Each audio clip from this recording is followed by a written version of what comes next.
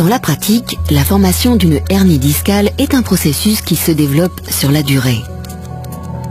Il arrive que l'on rencontre ces lésions chez des personnes sédentaires, mais elles peuvent également être provoquées par de lourdes charges portées de manière inadéquate. Ce sont les mouvements de flexion, de torsion ou la combinaison des deux qui sont problématiques. Passons maintenant à la théorie. Les disques de nos vertèbres sont solides, mais au fur et à mesure des années, sous la pression qu'exerce le noyau, de minuscules déchirures peuvent apparaître dans les couches de l'anneau fibreux.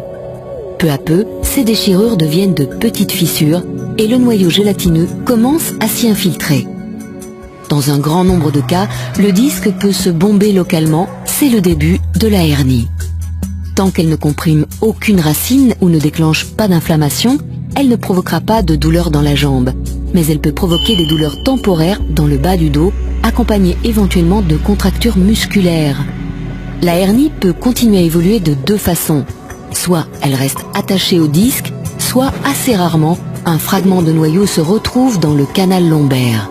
Dans les deux cas, si une racine nerveuse est comprimée ou si de l'inflammation est déclenchée, des douleurs, picotements, fourmillements ou, plus rarement, un manque de force musculaire sur le trajet de ce nerf peuvent apparaître, qu'il soit sciatique ou crural par exemple.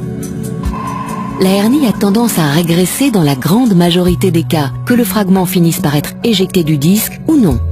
La douleur qui l'accompagne aura disparu bien avant sa régression complète. La perspective à long terme est donc bonne. Consultez votre médecin, il pourra vous rassurer sur les causes de vos symptômes. L'avis d'un chirurgien est rarement nécessaire. Rappelez-vous, pour éviter tout cela, de bons gestes et une bonne musculature sont indispensables.